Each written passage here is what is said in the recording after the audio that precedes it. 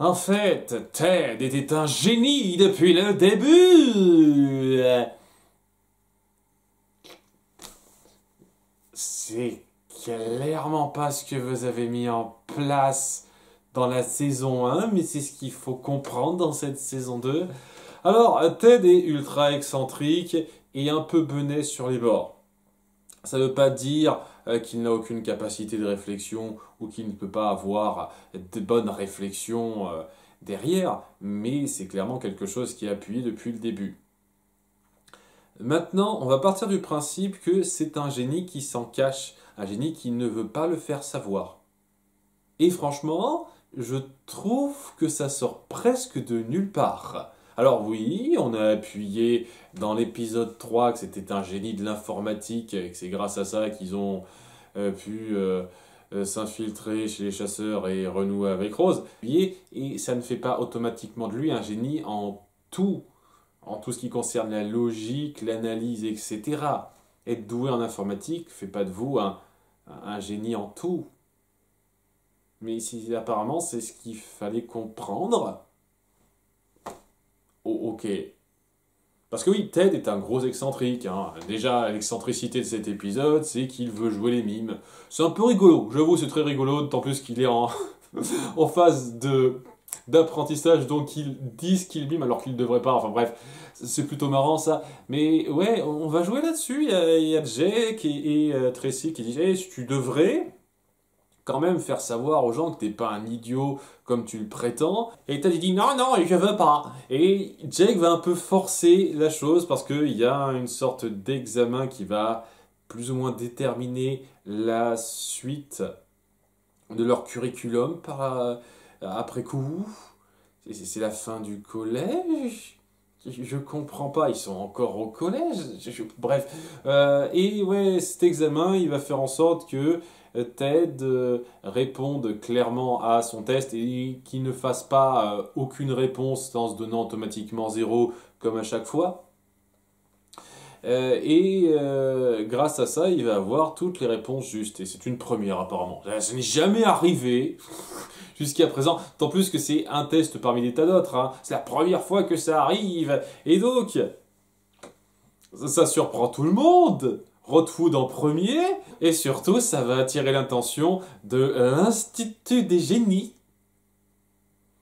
Et qui vont le démarcher en disant écoute, tu es un génie, on a payé ton inscription à notre institut haute classe, là, tes parents étaient d'accord, tu nous suis, direct. Peut-être, bien entendu, ça lui fait pas trop plaisir parce que il a envie de se détendre. Il veut pas être quelqu'un qui trime pour prouver sa supériorité intellectuelle à un certain degré. Sachant que, je suis désolé, bien entendu, le génie joue un rôle. Certains ont plus de facilité de compréhension que d'autres, ça leur vient plus naturellement, mais ça se travaille. C'est pas un cas où tu vas juste te rouler les pouces, t'es un génie, t'as toutes les réponses de toute façon. Ça ne marche pas comme ça. Les gens les plus intelligents qu'on a connus dans notre histoire sont des gens qui ont travaillé pour l'être. C'est pas des gens qui avaient le génie absolu. C'est comme dire que Mozart serait un putain de dieu au piano sans même essayer. Il a essayé, il a fourni moins d'efforts, évidemment que d'autres pour y arriver, mais il a quand même bossé pour être un génie au piano. Histoire de dire quand même. C'est ça le concept. Et donc, j'ai quand même du mal avec cette idée-là, cette façon très grossière de présenter la chose. Donc ouais, il en veut un petit peu à Jake alors qu'il y a une petite mission magique parce que rassurez-vous, ce n'est pas que ça l'histoire de cet épisode. Une mission magique, il y a une sorte de boîte brillante qui a été repérée dans des égouts par je sais pas qui. C'est très bizarrement amené la mise en place là aussi.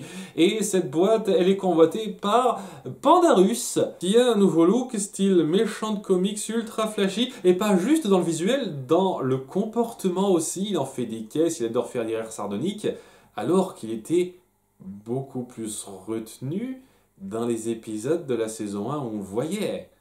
Là, c'est une parodie, c'est une caricature. C'est sidérant. Vous avez vraiment suivi la saison 1?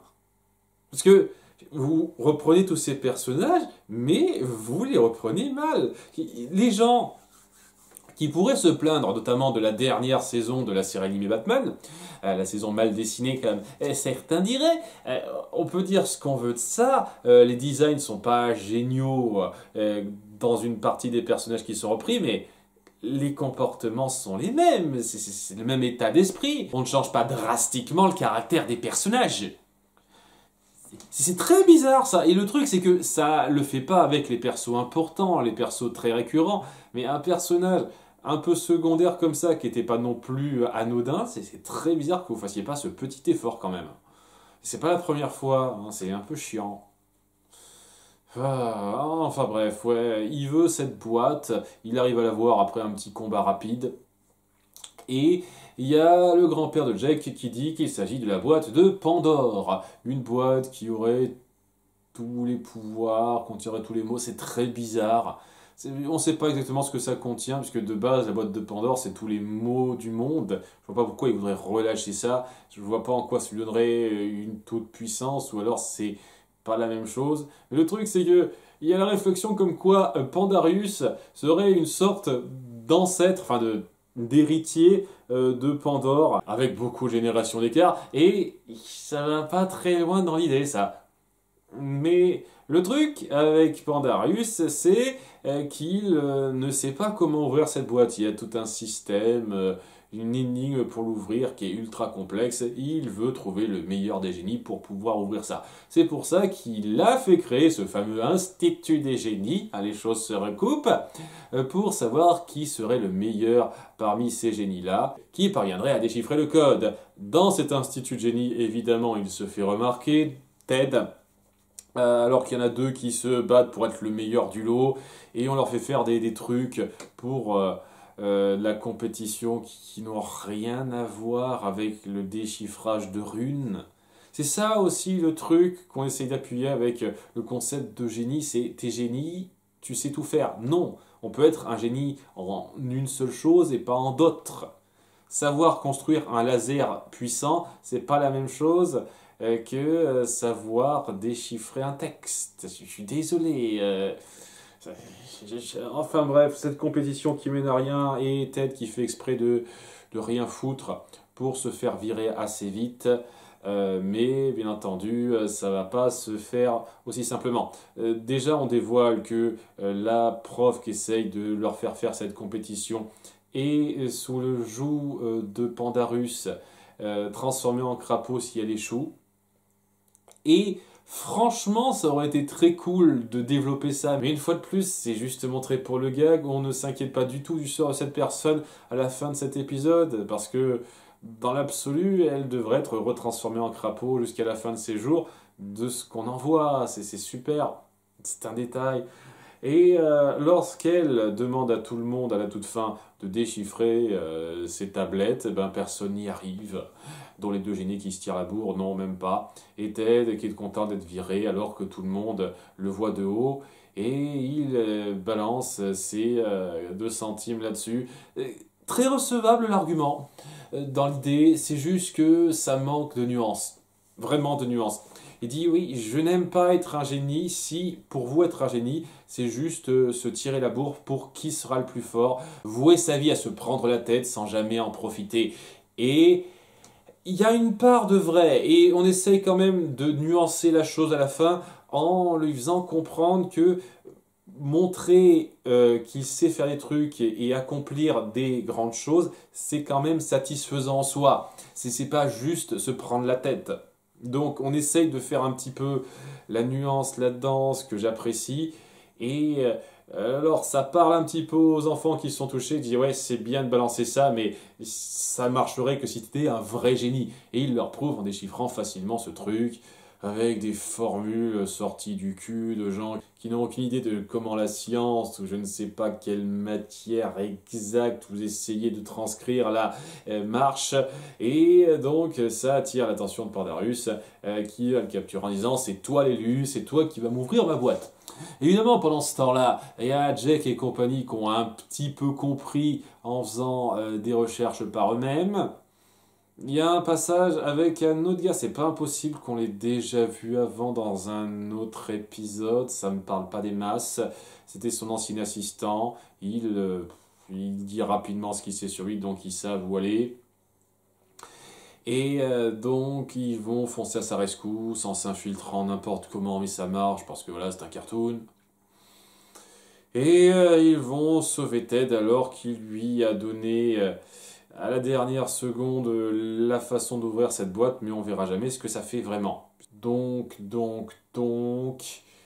on va l'acheter aux oubliettes cette boîte et on n'en reparlera plus. Je sais pas.